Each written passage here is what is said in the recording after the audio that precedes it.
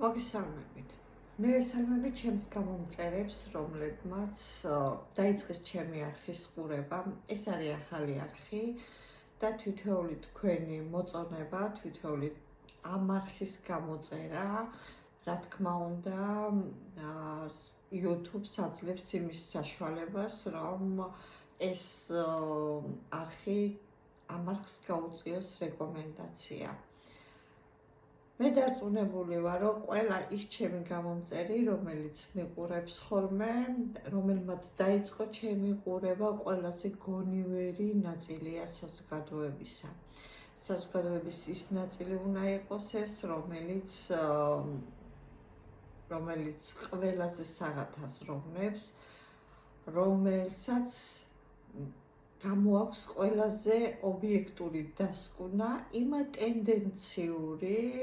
სატელევიზიო არხებიდან, რომელიც გადაიცემა საქართველოს ტერიტორიაზე. ყველამ ძალიან კარგად ვიცით, რომ არსებობს ორი ძირითადი არხი, ეს არის სახელმწიფო ტელევიზია და ეს არის ერთ-ერთი ნაციონალური მოძრაობის ტელევიზიები. ორივე ეს ტელევიზიები თავიანთ სიმართლეს გადმოსცემენ თავიანთ რაკურსში.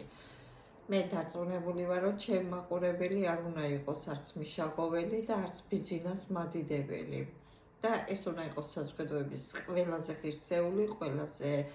საღათ მოაზროვნე ის ნაწილი, რომელსაც გააჩნია საკუთარი პოზიციები. მას ასე დავიწყებ დღევანდელი გადაცემის თემას. დღეს შევეხები უნგრეთში განვითარებულ ბოლო მოვლენებს, რომელმაც საქართველოს მასმედიაში ძალიან დიდი ასახვა ჰპოვა. ბოლო დღეების განმავლობაში საქართველოს მასობრივი ინფორმაციის ყველა საშუალება, როგორც პოზიციის, ასევე ოპოზიციის,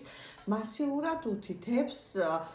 უნგრეთში განვითარებულ მოვლენებზე და რადგან იქ ოპოზიციურმა ძალებმა გაიმარჯვა, როგორც საქართველოს ყოფილი პრეზიდენტი, მეხუთე პრეზიდენტი, ისე სხვა ოპოზიციური მარტივმამრავლებად დაშლილი ერთიანი ნაციონალური მოძრაობის ლიდერები ჩასძახიან საქართველოს მოსახლეობას, რომ ჩვენთანაც საქართველოშიც არის შესაძლებელი ასეთი რამ და ყველაზე უცნაური ის არის, რომ ამას ზუსტად იგივე რიტორიკას იმეორებს მმართველი პარტიის წარმომადგენლებიც კი. მე რამოდენიმე გადაცემა ჩავწერე და მიუძღვენი ამ თემას, ძალიან გული მწყდება იმაზე, რომ საქართველოში რეალურად ასეთი რამის შესაძლებლობა გამორიცხულია, იმიტომ რომ საქართველოს აქვს იმდაგვარი კონსტიტუცია, საქართველოს აქვს ისეთი საარჩევნო კოდექსი და საქართველოს ფაქტობრივად არ ყავს სასამართლო, რომ ასეთი რამის განხორციელება შეუძლებელია და რადგან უნგრეთში ასეთი არჩევნების გზით შეიცვალა ხელისუფლება, აბსოლუტურად არ არის იმის არანაირი საფუძველი, რომ მე შევიცვალო პოზიცია, იმიტომ რომ ამის საშუალება არ მაქვს საქართველოს არსებული რეალებიდან გამომდინარე. მას ასე დავიწყოთ ძირითადად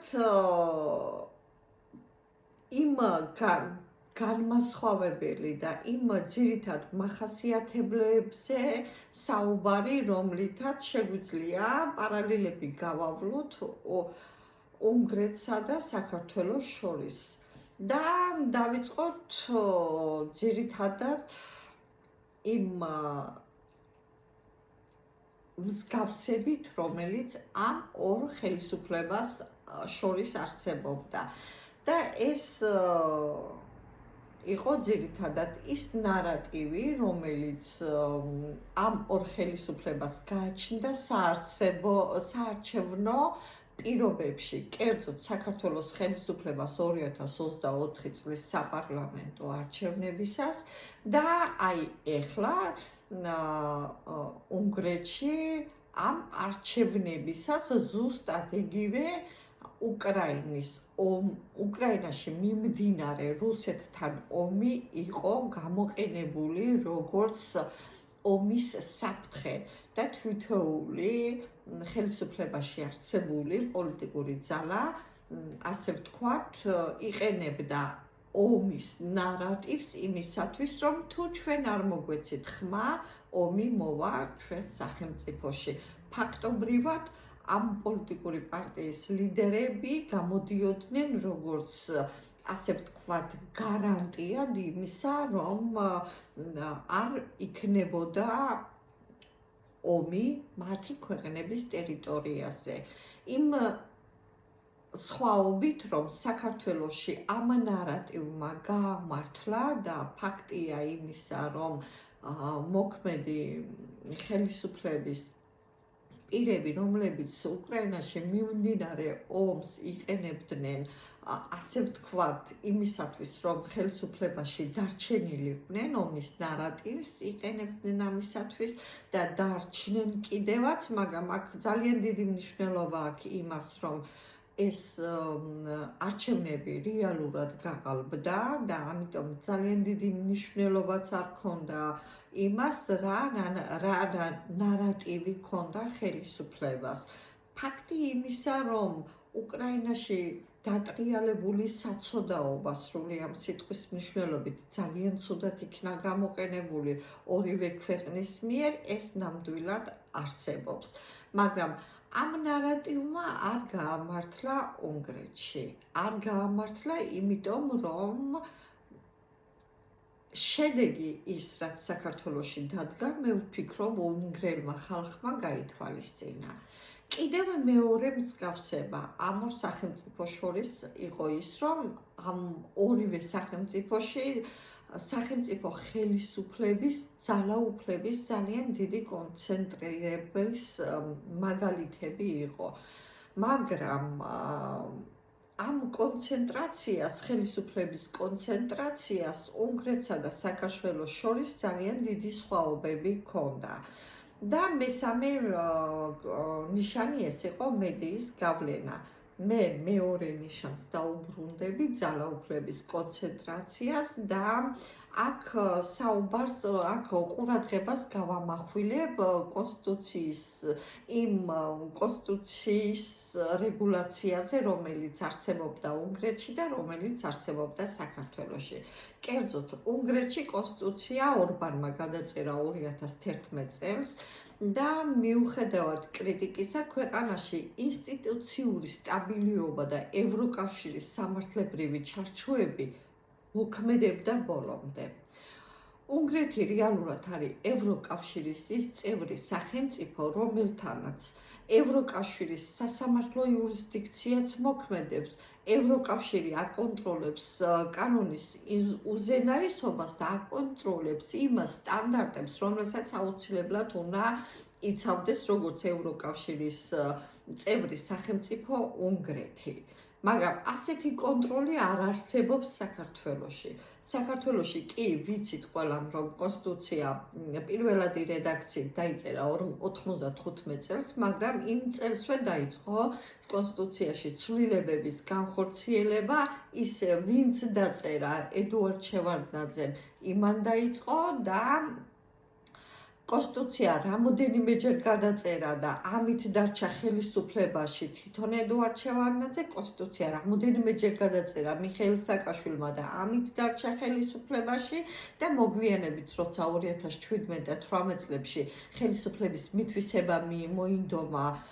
ბიძინა ივანიშვილმა, ცვლილებების ადგილი აღარ იყო და შესაბამისად 2017-18 წლებში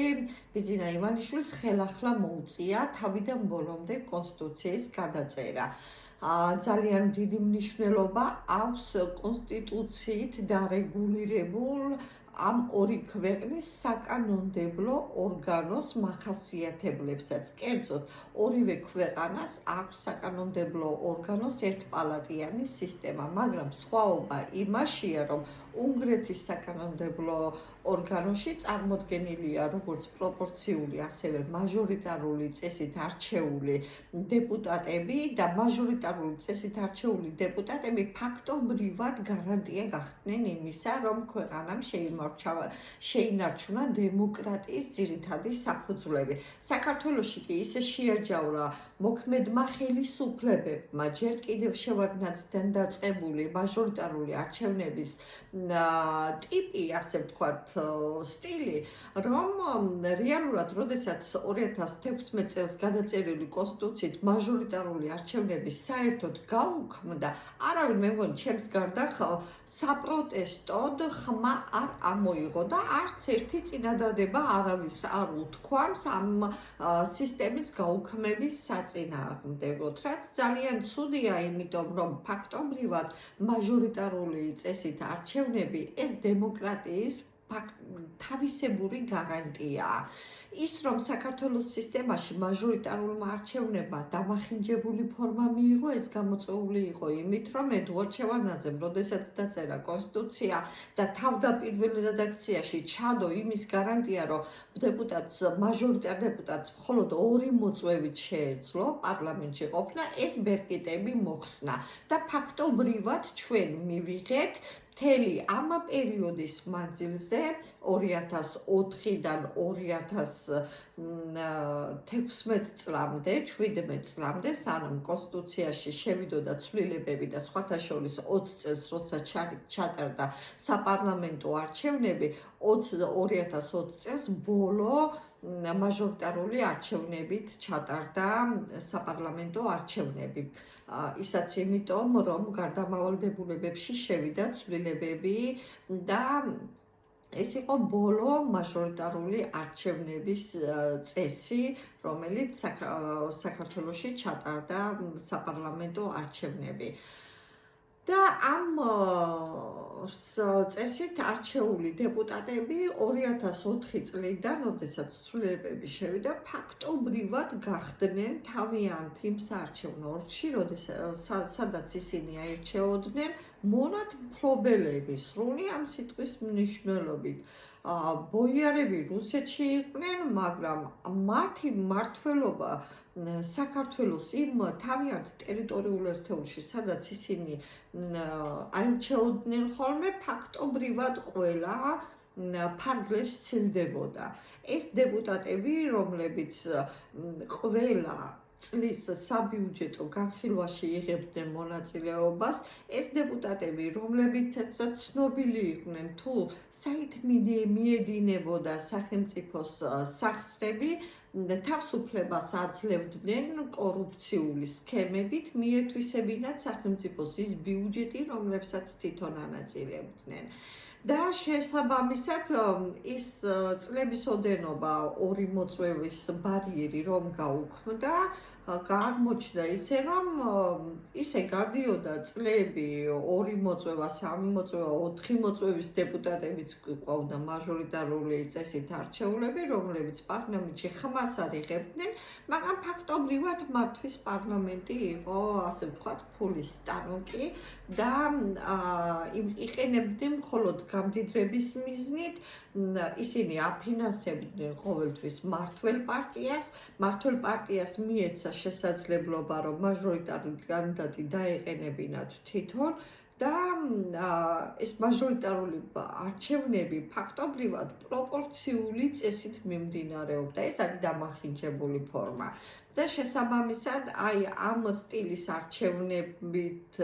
გამწარებულმა ბიძინა ივანიშვილმა, იმიტომ რომ ძალიან დიდი ფული ეხარჯებოდა მაჟორიტარული დეპუტატების არჩევნებში, მთლიანად გააუქმა ეს და არავინ აბსოლუტურად ხმა ვერ ამოიღო. შედეგად მივიღეთ ის, რომ დღეს მოქმედ პარლამენტში აბსოლუტურად საკონსტიტუციო უმრავლესობით დაკომპლექტებული საქართველოს პარლამენტში ერთპიროვნულ სიმპათიებზე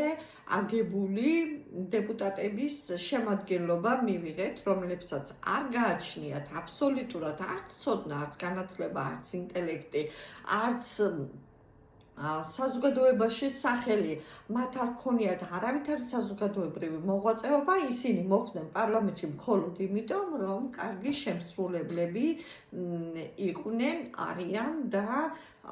აქედან გამომდინარე საქართველოს მიიღო გაცილებით უფრო ცუდი პარლამენტი, იმიტომ რომ საქართველოს არასოდეს არ ყოლია იმდენად უმსგავსო,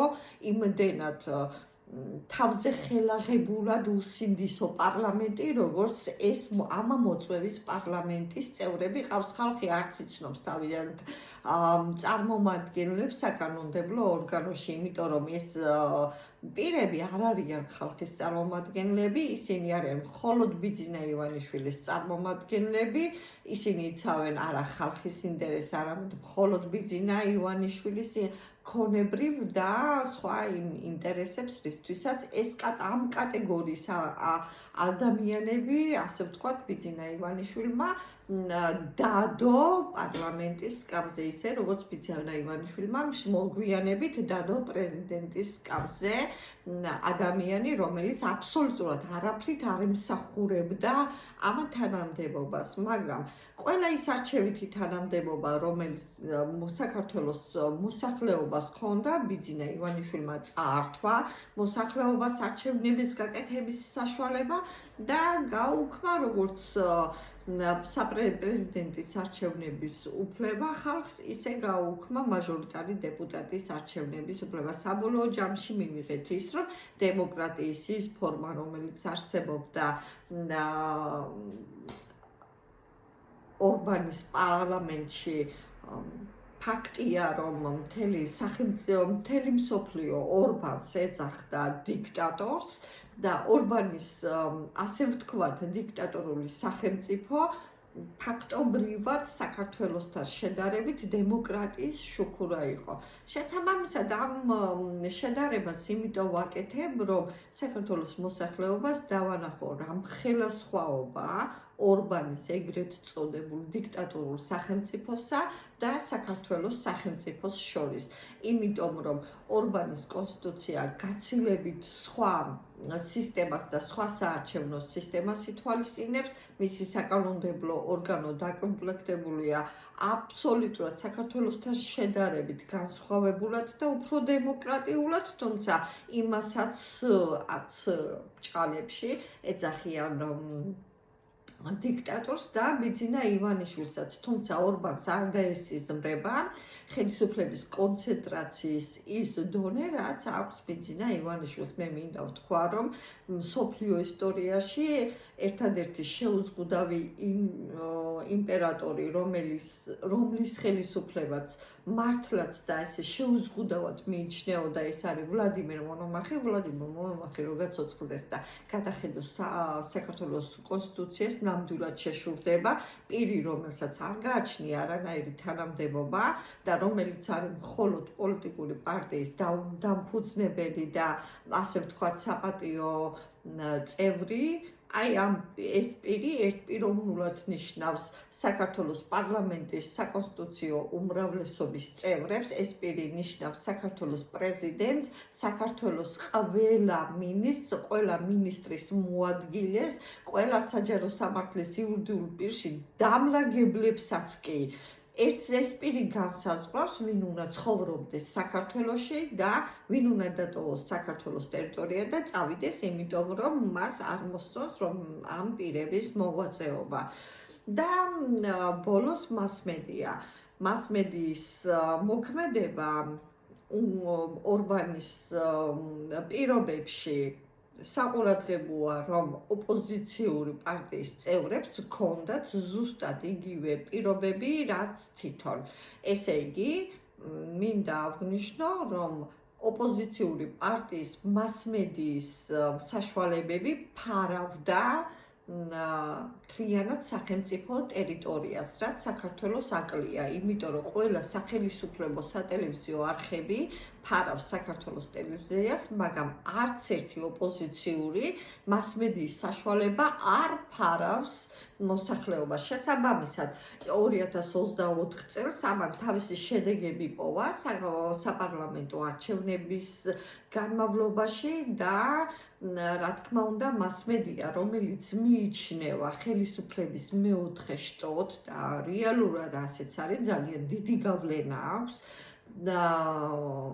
საინფორმაციო საშუალებას მოსახლეობაზე, ეს გავლენა ნამდვილად იქონია ამან 2024 წლის საპარლამენტო არჩევნები. მიუხედავად იმისა, რომ 2024 წლის საპარლამენტო არჩევნები რეალურად გაყალბებული იყო და ციფრებით ხელისუფლება იქნა მითვისებული. CSKO დაკომპლექტებული იყო მმართველი პარტიის მიერ და შესაბამისად, ვინც ხმებს ითვლის, როგორც სტალინი ამბობდა, ის იგებს არჩევნებსაც და ამ შემთხვევაშიც ესე მოხდა. თუმცა მრავალი ფაქტორი დაემთხვა ერთმანეთს და ეს ფაქტორები იყო ახალი საქართველოში მოქმედი ორჯერ გადაწერილი ის კონსტიტუცია, რომლითაც ბიძინა ივანიშვილის ხელისუფლება კონსოლიდირებული იყო,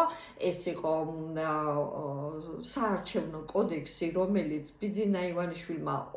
2024 წლის შემდეგ გადაწერა, რამოდენიმე თვის წინ მიღებული იქნა საქართველოში ახალი საარჩევნო კოდექსი, რაზეც არც ერთი ოპოზიციური პარტია არ ამახვილებს ყურადღებას და ბოლოს არის მასმედია, რომელიც არის უშუალოდ მმართველი პარტიის ხელში. ქვეყანაში მოქმედი ყველა წამყვანი მასმედიის ტელემაუწყებლობები. ეს არ არის ცოტა, ეს არის ძალიან დიდი ხელისუფლება მოქცეული ერთი პირის ხელში. შესაბამისად, ორბანი, რომელიც მსოფლიო წამყვანი ქვეყნების მიერ აღიქმებოდა როგორც ვთქვათ დიქტატორი საქართველოსთან მიმართებაში და შედარებაში, ორბანი არის დემოკრატიის შუქურა. ორბანის სახელმწიფო საქართველოსთან შედარებით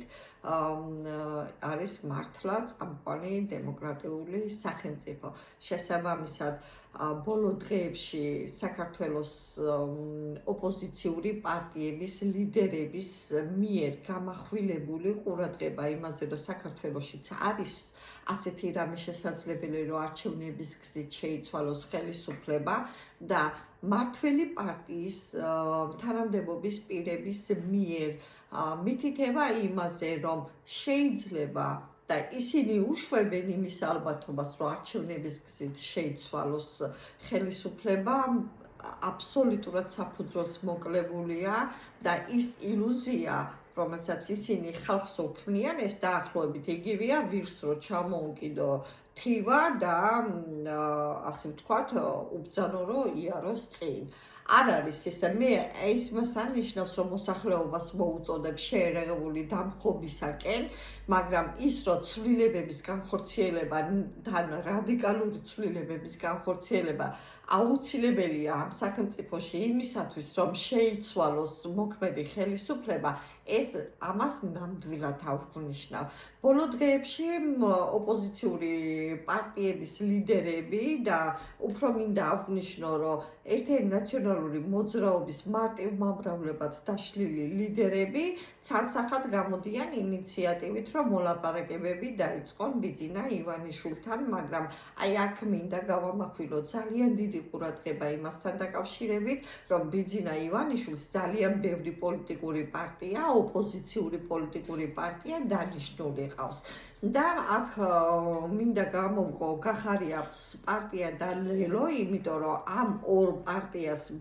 ბიძინა ივანიშვილის პარტიას ბევრი საერთო ინტერესებია. აქვთ ფაქტია ის, რომ გახარიას მინისტრობის და გახარიას პრემიერ-მინისტრობის პერიოდში გადაიწერა საქართველოს კონსტიტუცია, სწორედ მისი ლომის წილი მიუძღვის იმაში, რა დიქტატორადაც არის ჩამოყალიბებული ბიძინა ივანიშვილი და ეხლა გუშინ იყო ერთი პარტიის წევრები იყვნენ და დღეს უკვე ოპოზიციაში არიან, რაც შეეხება ლელოს, ბიძინა ივანიშვილის და ლელოს აქვთ ერთი ინტერესები, იმას, რომ ხანდაზმული დავალიანებები ამოაქვს ხალხისგან და ორივე პარტიას და ფაქტობრივად არაფრისგან აკეთებენ ფულს იმით, რომ კანონი კი არ გადაწერეს, შეცვალეს სასამართლო პრაქტიკა და ძალიან დიდი ყურადღება მინდა გავამახვილო იმაზე, რომ ის გაყალბებული დავალიანებები, ხანდაზმული დავალიანებები, რომელიც მიხეილ სააკაშვილის მმართველობის წლებში ყალბდებოდა, იმიტომ რომ ბანკების კრედიტ ოფიცრებისთვის საქართველოს ჩვეულებრივი მოქალაქეების პირადობის მოწმობების მონაცემები იყო მისაწვდომი და ამიტომ ყალბდებოდა კონკრეტული მოქალაქეების მიმართ სასესხო ხელშეკრულებები ონლაინ სესხების ეგიდით. Აი ამ სესხების ამოღება მიმდინარეობს სასამართლოს დაუსწრებელი გადაწყვეტილებების მიღების გზით და საინტერესო ის არის, რომ ბანკების წარმომადგენლები საქართველოს მოსახლეობასთან აწარმოებენ მოლაპარაკებას და იცით რა არის სასაცილო, რომ აი ესეთ საკრედიტო ხელშეკრულებებზე ხან სქესია შეცდომით, ხან სახელი, ხან გვარი, ხან მისამართი, ხან IP ის მისამართი, რომელზეც თქვათ ეს მოქალაქე შეიძლება საერთოდ არ ცხოვრობდეს. მე ახლა ერთი ადვოკატი ვარ და 4 ასეთი შემთხვევა მქონდა, სადაც ბანკები აწარმოებენ მოლაპარაკებებს ასეთი გაყალბებული ხელშეკრულების საფუძველზე და აკისრებენ ხანდაზმულ იმ დავალიანებას, რომლებიც მოქალაქეებს არ აუღიათ, მაგრამ სულ არ აინტერესებს სასამართლო არის ბიძინა ივანიშვილის ბანკები და ხანდაზმულები დავალიანებები ნაყიდი აქვს ბიძინა ივანიშვილს და ეს არის ოფიციალურად მიღებული მონაცემები, არა იმიტომ რომ მე ვიგონებ, არამედ იმის რომ საყოველთაოდ აღიარებული ფაქტია იმისა, რომ 2016 და 2018 წლის არჩევნებში ბიძინა ივანიშვილმა მოსახლეობას გამოუცხადა და ამით იყიდა ფაქტობრივად ეს არჩევნები ის რომ ხალხდაზმულ დავალიანებებს გაუსტუმრებდა, მაგრამ არავითარი გასტუმრება არ მიმდინარეობს, პირიქით ამ ხალხდაზმული დავალიანებების საფუძველზე ბანკები მასიურად აწარმოებენ მოლაპარაკებას მოსახლეობასთან, რომ ის კრედიტები გადაუვადონ, რომელზეც 2009-2010-11 წლებში აი ამ მოქალაქეების სახელზე გაყალბებული ხელშეკრულებით იქნა გაცემული ონლაინ სესხები და რადგან მიღებულია დაუსწრებელი გადაწყვეტილებები სასამართლოს მიერ, აი ეს დავალიანება ხელახალი რეფინანსირებით თუ ხელახალი ახალი ხელშეკრულებით გადაწილვადებული აქვს 2028-2032 წლამდე. ესე იგი ბიძინა ივანიშვილის ხელისუფლება მათ შორის გირჩი და ეს ლელო და ეს არაპირებენ წასვლას, გირჩი არ მგონია მე ბოდიშ ვიხდი ამჯერად გირჩის მიმართ, მაგრამ ეს ლელო არაპირებენ და არ წავლენ ხელისუფლებიდან და სულ იქნებიან როგორც პოზიცია და ოპოზიცია, იმიტომ რომ საერთო ინტერესები გააჩნიათ და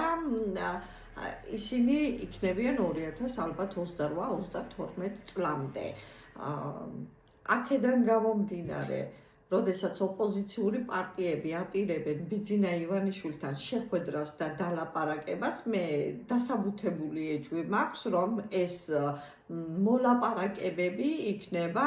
ფულის გამოძალვის ახალი ტალღა და ოპოზიციური პარტიების ხელმძღვანელები მიიღებენ ფულს ბიძინა ივანიშვილისგან, იმას კიდე ვიცი ფულის მეტი რა აქვს, ყოველ წელს 13 მილიარდის ბიუჯეტი მიაქვს ოფიციალურად მის დეპუტატებს და მას სახში. მე აღარ ვამბობ სხვა უამრავი გზები რო აქვს გაზრდილი ფასებით, გაზრდილი ბენზინის ღირებულებებით, პირველადი პროდუქტებით, გაზრდილი ფასები რომ აქვს წამლებს და სხვა ასეთ საშუალებებს ვეშში მიდის, ხო? ესე იგი საქართველოს მოსახლეობას ოფიციალურად ძარცვავენ ეს პოზიციისა და ოპოზიციის წარმომადგენლები და ინაწილებენ ვის ფულს, ხალხის ფულს ინაწილებენ. ამიტომ, როდესაც ეს ამ ორი პოლიტიკური პარტიის ერთიანი ნაციონალური მოძრაობის მარტივმამრავლებლად დაშლილი პარტიის ლიდერები და მმართველი პარტიის წევრები დაჯდებიან და დაიწყებენ საარჩევნო კოდექსის გადახედვას, ძალიან დიდი ყურადღების გამახვილება უნდა იქ ისინი რაზე დაიწყებენ მოლაპარაკებას. მე არაერთხელ მithავს არა მარტო აეხლა ამ გადაცემაში, არამედ სხვა დროსაც, რომ საქართველოს ყავს დანიშნული ოპოზიცია. დანიშნულ ოპოზიციაში ვგულისხმობ იმას, რომ ბიძინა ივანიშვილს ლელოს სახით და ძალიან ბევრი თუნდაც ერთიანი ნაციონალური მოძრაობის სახით ყავს დანიშნული ოპოზიცია, რაც საშუალებას აძლევს ბიძინა ივანიშვილს ჯერჯერობით 14 წლის მანძილზე დარჩეს ხელისუფლებაში და როგორც ვატყობ, ასეთი გეგმა აქვს 2032 წლამდე. შესაბამისად, აქედან გამომდინარე, საქართველოს მოსახლეობას ძალიან დიდი სიფრთხილე მართებს იმ საკითხებთან მიმართებაში, რასაც რა მოლაპარაკებებსა და რა შეხვედრებსაც დაიწყებს ეს ორი მხარე. ორს იმიტომ აღნიშნავ, რომ ერთიან ნაციონალური მოძრაობის წევრები, რომლებიც ცალკეულ პარტიების და მათ ლიდერებად არიან წარმოდგენილი, მე მაინც ერთ პარტიად განვიხილა. ფაქტია ის, რომ 14 წლის მანძილზე ბიძინა ივანიშვილი რჩება ხელისუფლებაში მხოლოდ იმის გამო, რომ ყველა არჩევნების წინ საქართველოს მოსახლეობას უთითებს, რომ აი შენ თუ არ მომეცი მე ხმა, მოვლე ნაციონალური მოძრაობის მარტივ მომრავლებად დაშლილი პარტიის წევრები და მე ნახე სისხლის მდინარეები და საუბედუროდ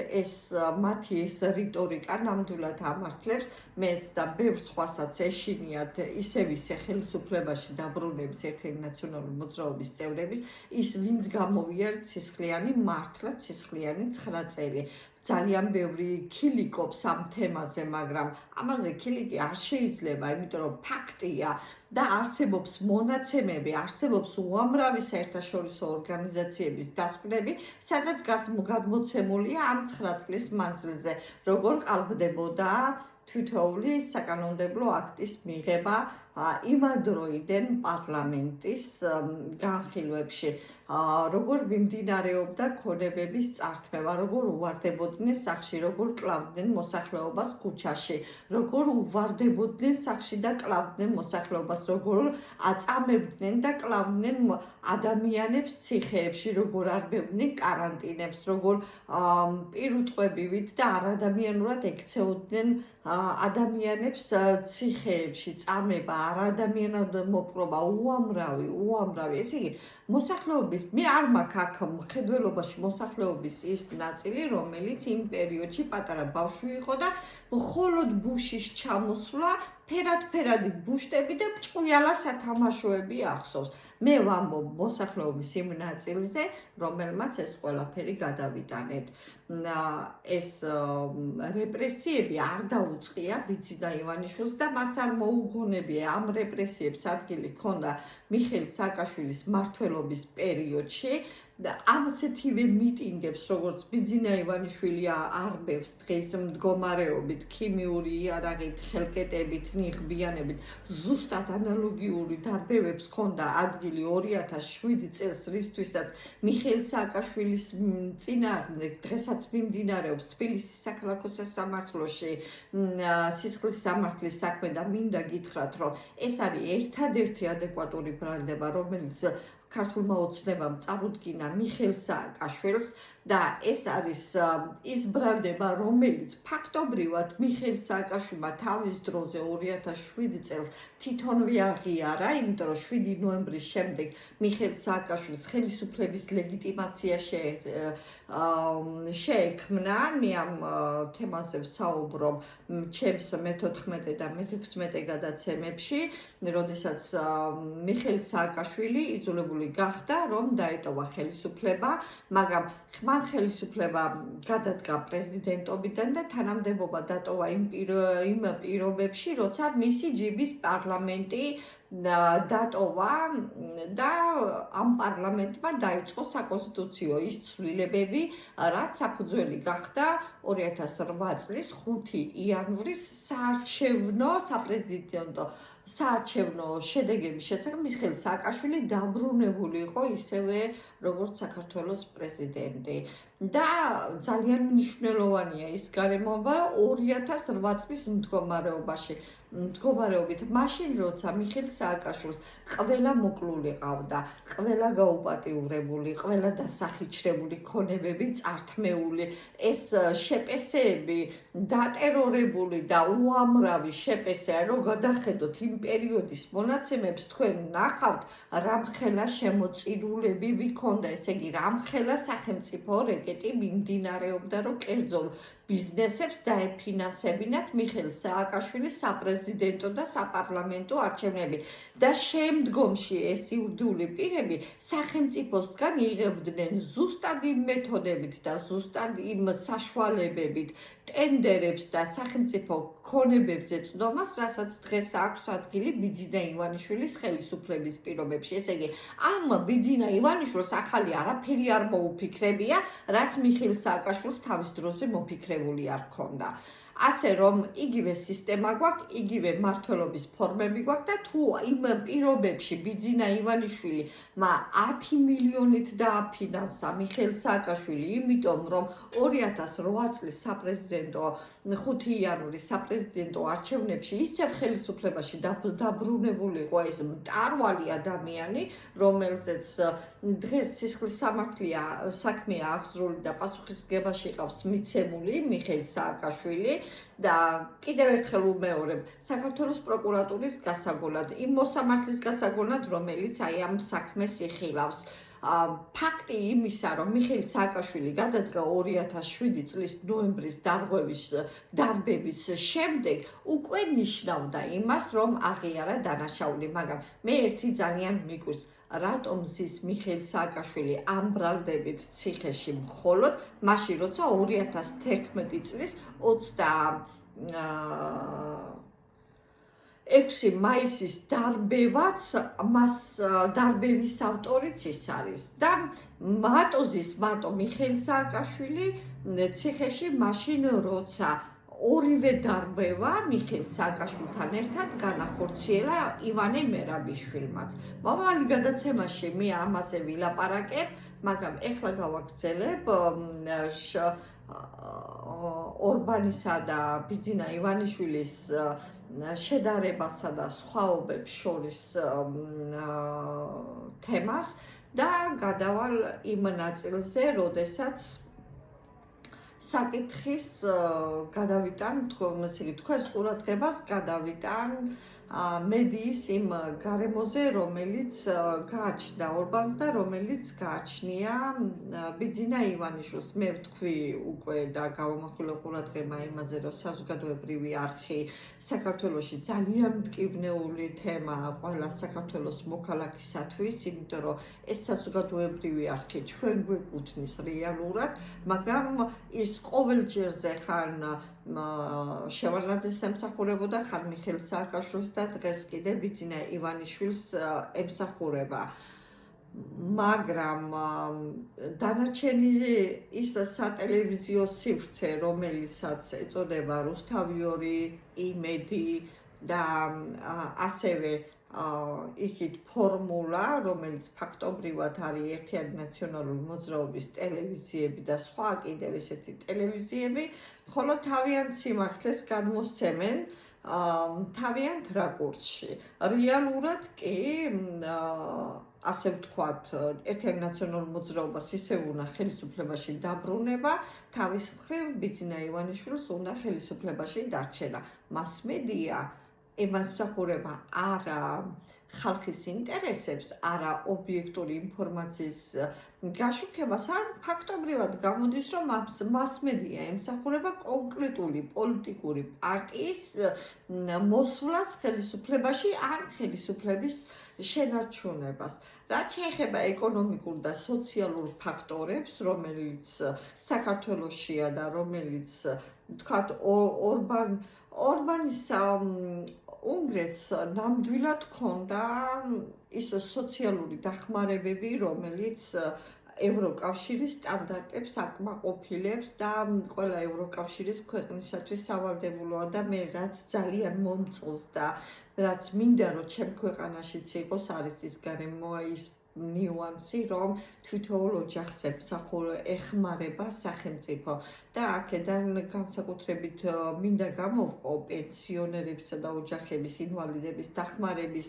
გვერდით ძალიან მნიშვნელოვანია ჩემთვის და ძალიან საყურადღებო ის, რომ ევროკავშირში თითოეული დაბადებული ბავშვი იღებს სახელმწიფოსგან რჩენის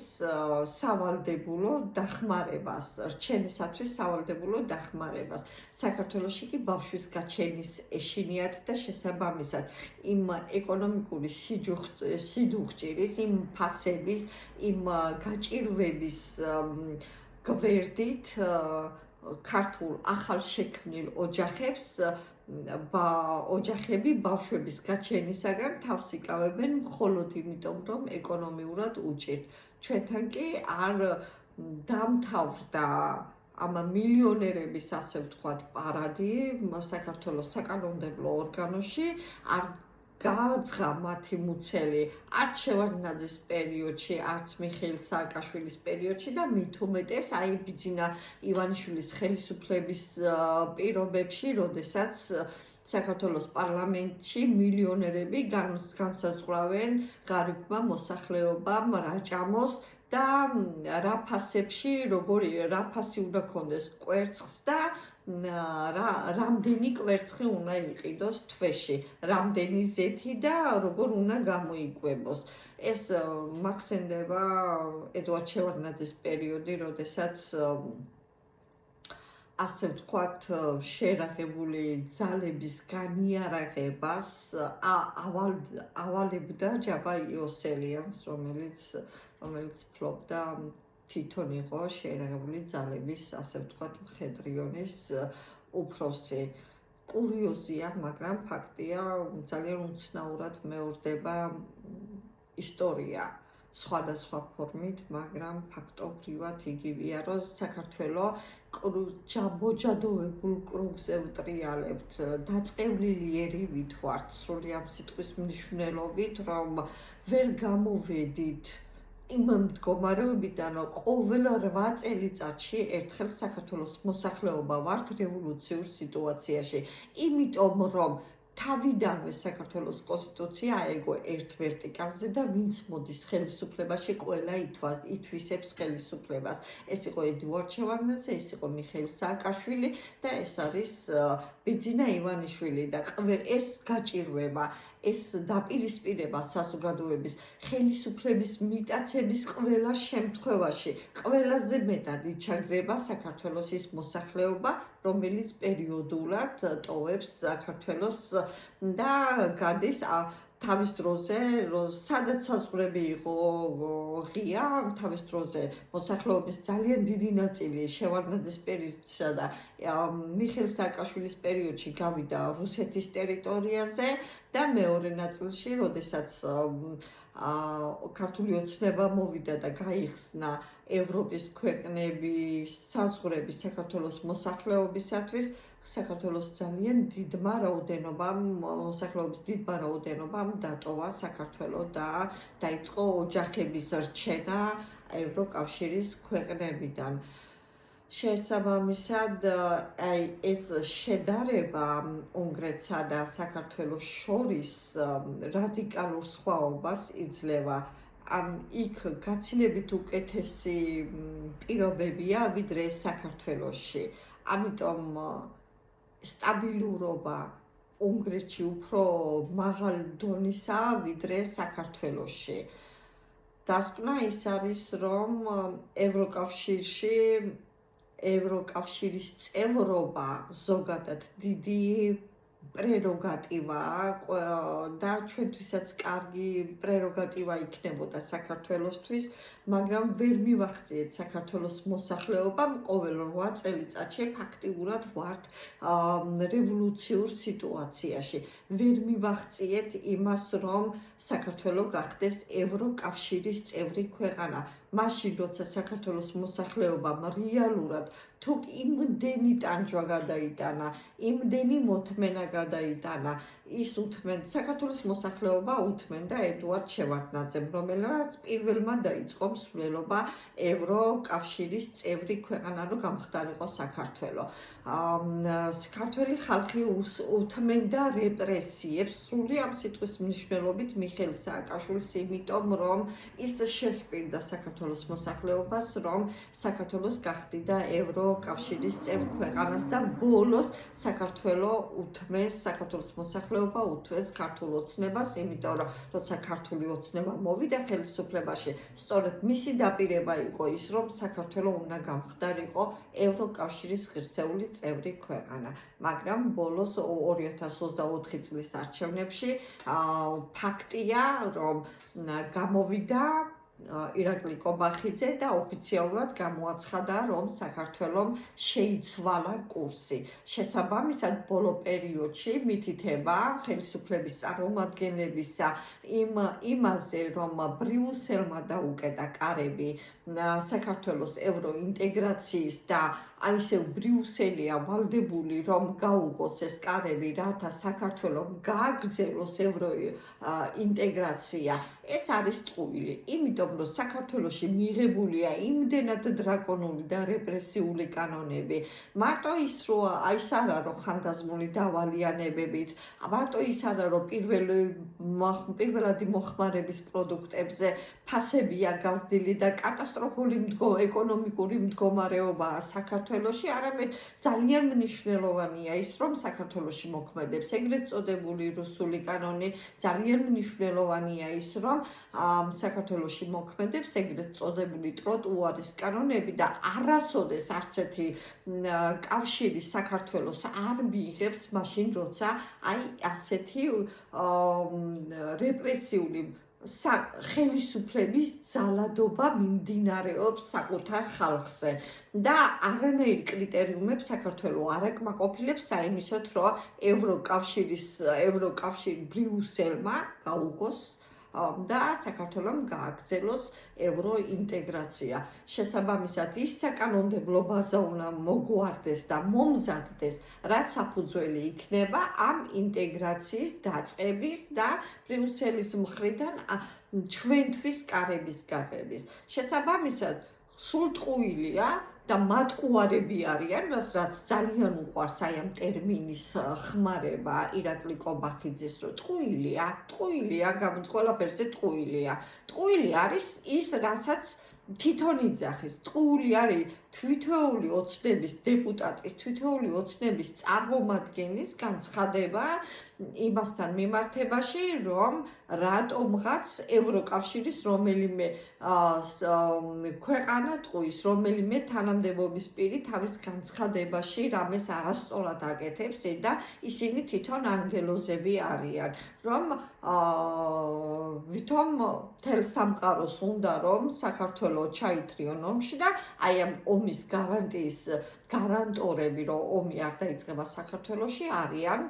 ქართული ოცნება და ის უსახო წარმომადგენლები, რომელსაც საქართველოს მოსახლეობა ვერ იმახსოვრებს და არც უნდა რომ დაიმახსოვროს, იმიტომ რომ რეალურად ქვეყანას მართავს ერთი პირი, რეალურად ერთი პირი ნიშნავს ყველას ამ სახელმწიფოში და მთლიანად საქართველოს სახელმწიფო სტრუქტურა ემსახურება იმას, რომ დაიცვას ბიძინა ივანიშვილისა და მისი ქონებრივი ინტერესები. დასკვნის სახით შეიძლება გავაკეთოთ ის, რომ თუ არ შეიცვალა საქართველოში ოპოზიცია, საქართველოში რეალურად არ შეიცვლება არაფერი საერთოდ, არ შეიცვლება, იმიტომ რომ 500 დღეზე მეტია მიმდინარეობს საქართველოში ოპოზიციური სამართლიანი პროტესტი. და აი ამ ოპოზიციას ეტმასნება ერთიანი ნაციონალური მოძრაობის მარტივ მომრავლებად დაშლილი პოლიტიკური პარტიები და ლიდერები, რომლებსაც რეალურად არც არასოდეს არ დაშლილან. და დღეს მათი ვითომ გაერთიანება იმაზე, რომ დაირქვეს ახალი სახელი და გამოუცხადეს საქართველოს მოსახლეობას, რომ ისინი წარმოადგენენ პროდასავლურ, ოპოზიციურ, ქართულ ალიანსს, გაერთიანება ალიანსს, ეს არის ფარსი, იმიტომ რომ არასოდეს არ გაერთიანდება საქართველოს მოსახლეობა, 500 კი არა, 3-ჯერ 500 დრო რო გავიდეს. სანამ ესენი არიან ეგრეთ წოდებულ ოპოზიციად საქართველოს მოქმედი ხელისუფლებისა, ყოველთვის გვექნება ეს მდგომარეობა. არ გამოვალ მე, არ გამოვა სხვები და საბოლოო ჯამში იქნება, რომ დაიცლება საქართველო. თუ ქვეყნის პატრიოტები არიან, აი ამ პირებმა უბრალოდ უნდა ეს პირები უნდა გადგნენ გვერდზე. და გზა უნდა დაუთმონ რეალურად კონსერვატიულ, ეროვნულ პროდასავლურ ძალებს, რომლებსაც მართლაც უნდა საქართველოს გაწევრიანება ევროკავშირში ჩვენი იდენტობის შენარჩუნებით. შესაბამისად, ამ ეტაპზე დასკვნის სახით შეიძლება გავაკეთოთ ის, რომ მსოფლიო, რომელიც ორბანს აღიარებდა დიქტატორად, რეალურად საქართველოსთან შედარებით არის დემოკრატიის შუქურა. მე ამით დავამთავრებ დღევანდელ გადაცემას, ბოდიშით რომ ცოტა გრძელი ჩანაწერი გამოვიდა. დიდი მადლობა ყურადღებისთვის. მე კიდევ ერთხელ შეგახსენებთ, რომ ეს არის ახალი არხი, მე გთხოვთ რომ მოიწონოთ და გადააზიაროთ ეს გადაცემა, რათა ბევრმა ნახოს და ამჯერად ამ ეტაპზე დაგემშვიდობებით, ჩვენ მომავალში შევხვდებით, ძალიან მალე შევხვდებით ერთმანეთს და ვისაუბრებთ ძალიან საინტერესო თემებზე, ამიტომ დარჩით ჩემი არხის მაყურებლად და გამოიწერეთ არხი, რომ ყოველთვის იცოდეთ ახალი ჩანაწერის აწვდთვის თაობაზე. დიდი მადლობა ყურადღებისთვის. კარგად გრძანდებოდეთ.